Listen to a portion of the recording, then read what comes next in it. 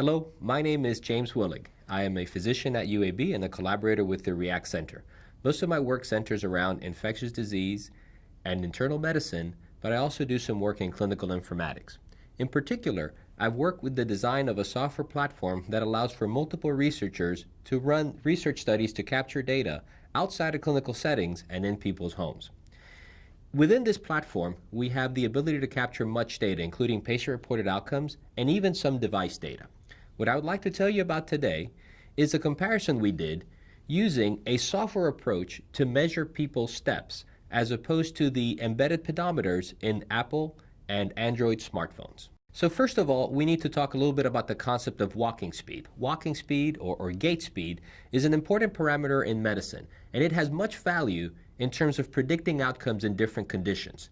For example, gait and walking speed has been associated with mortality. It is actually a significant predictor of mortality and how you are doing overall.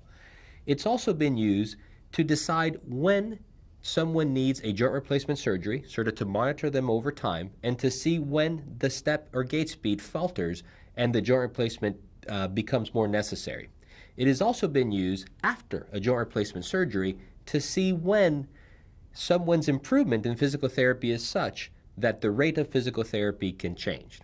So a very interesting parameter, incredibly useful across a broad variety of multiple medical conditions. However, the current technology to capture gait or walking speed in the most precise way typically involves complex equipment and specialized laboratories. So we wanted to look at a way to make the capture of gait and walking speed available at the point of care. If we could make it available with technology that people already have on their person, we could maybe give it the power for clinicians to use it in clinical settings, as well as the power to have people take it into their homes so that they can follow up on these parameters longitudinally with minimal expense and not having to access complex equipment and specialized labs. Gait and walking speed is the function of stride length times step count divided by time. So these are the parameters that you use to calculate gait or walking speed.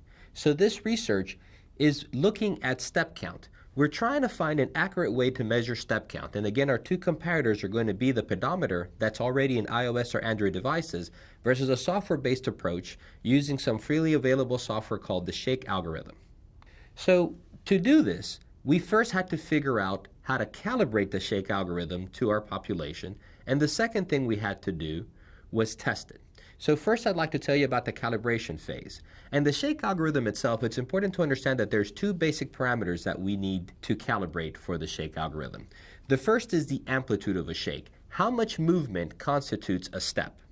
So we could set this parameter into the software, and we had to try different amplitudes of the shake to try to figure out what would be the optimal measure to use there for different walking speeds. We also wanted to check the refresh rate of the algorithm. So every time that it registers a shake, how much time needs to elapse before the algorithm captures a subsequent shake? Therefore, if I would make a very low refresh rate, someone who is walking very quickly, I would catch every step. But someone who is walking very slowly, that reading might be a little bit different. So refresh rate and amplitude are the two parameters we wanted to calibrate. To do this, we went ahead and we tried a multitude of settings. We went for an amplitude and a refresh rate initially of 1.5 over 400, used three measures of refresh rate, 400 milliseconds, 450 milliseconds, and 500 milliseconds. Then we went to an amplitude of 2 to register a shake, used the same three time parameters, then an amplitude of 2.5. So in total, we had 9 different parameters that we wanted to check for the Shake algorithm initially. Here in this figure, we basically had several subjects walk in between two gait timers, which are basically these towers that face each other and produce a beam of infrared light. And when someone crosses them, time begins to be measured. So we would have people walk between two coupled gait timer towers, and we would see how much time it took them to walk a fixed distance. We had observers walking, seeing how many steps they took between the two gait towers. What you see in this figure, in the green line, is the basic line for the observed step count that the two individual humans who observed the experiment agreed upon at the end, and they said, you know, this person took 180 steps walking between the two gate towers. Now, each of the lines represents a different refresh rate and a different amplitude. And as you can see, we sought to prove statistically which line trailed more closely to what was observed. So what was observed by the investigators was the gold standard for the gait count. And here with the different lines, you see which one tracked more closely. So we felt that the line 2.5 in terms of amplitude and 450 milliseconds for refresh rate was the one that most closely trailed the observed step count. And here is sort of the statistical representation of this. You see that our chosen line is the referent, and you can see how no other line really outperformed it. It was close to the 2.5 over 500, but we still felt that we had a better fit with that 2.5 over 450 line. So now we establish for normal walking speed, which is the measurement that we will use. Now that was for normal speed. We did the same series of experiments for slow speed. Now this is a slow walking speed. And again, we had the same experiment. We had multiple subjects walk back and forth within the gate towers and tried another 9 different adjustments to the parameters for the shake algorithm. Once again, in this figure, the green line represents the observed step count by our investigators. And the different lines that you see there are the lines that represent the different parameters that were established in the shake algorithm. You can see that the 1.5 over 500 line seemed to perform the best in slow speed. Here's a statistical reflection of that. There was some similarity between that line and the line that you can see right that bisects it in the figure, but these were so close that there was no real difference using either of the lines. So 1.5 over 500 became the ideal measure for the shake algorithm in the slow speed example. So now we've calibrated both of our parameters and we're ready to proceed to the test phase. Once more, here we've got a series of subjects. We had about, I believe, 50 people walk back and forth between the gate timers, and we had them walk at slow and fast speeds and across different distances, 6 meters, 10 meters, and 20 meters.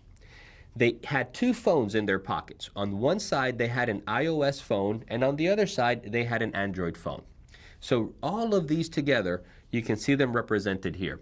And what you're seeing is the shake algorithm results. If you look at the slow speed column, on the shake algorithm results versus the pedometer results, we measured how off it was compared to what was observed by our investigators directly. So the shake algorithm at 6 meters in slow speed was 2.1 steps plus or minus 1.9 steps off what was observed by our investigator, whereas the pedometer was as much as 8.1 steps plus 4.5 steps off from what's observed from the investigators. So clearly, the shake algorithm outperformed the pedometer at slow speeds at a short distance of 6 meters. Likewise, we have the shake algorithm outperforming the pedometer in iOS phones at 10 meters and as well as in 20-meter distances. In normal speed, the story is a little bit different. The shake algorithm outperforms the iOS pedometer at the 6-meter short distance, but it does not do so significantly at 10 meters and at 20 meters. So what we have here is a shake algorithm working better than the iOS phone across short distances of 6 meters across the board. So now we are looking at the shake algorithm versus the pedometer on Android phones. And remember, there are 2 investigators observing our subjects as they walk between the 2 gate towers. Here we see that the shake algorithm at 6 meters outperformed the pedometer in the Android phone, as you can see by the statistically significant 0.006 p-value. It does not significantly outperform it at 10 meters, it does outperform it at 20 meters. The shake algorithm does outperform the Android phone's pedometer at the 20-meter distance for normal speed, but it does not do so at 10 meters or 6 meters. So here what we have is that the shake algorithm outperforms the Android pedometer at slow speeds for 6 meters, 10 meters, and 20 meters, and it does so for normal speeds at 20 meters only. So what do we get from all of this? Why do I spend so much time speaking and obsessing about these small little details? Well, think about this. If you're able to send someone home with the technology that they already own in their smartphone, and you're able to follow an important parameter that has a lot to say about their health and how they're doing in terms of recovery of their illness, or it allows you to monitor someone with a chronic illness at home with technology that they already own, this is a powerful tool. I'm not asking people to buy a new device, invest more of their funds, and I'm not asking them to go to a specialized facility so that they can get this testing performed.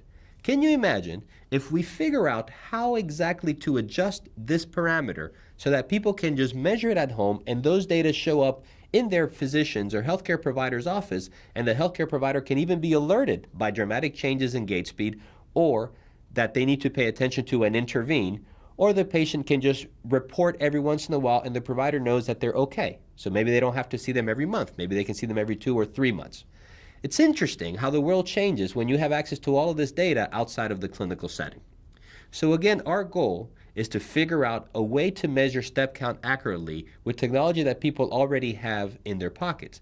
But not only that, if we use something like a shake algorithm, a software-based approach, versus the hard-coded pedometers that are in these phones, we have the possibility to adjust. As we've seen here, the performance in terms of following people's step counts is very different across different speeds and across different distances.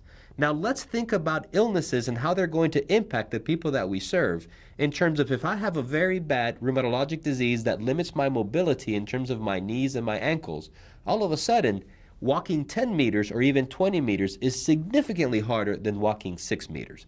So if I can adjust that shake algorithm and say, I need to use these parameters for this illness, for this person, for this distance, it's a different world than if I just hang something on your wrist or on your belt and say, just take some steps.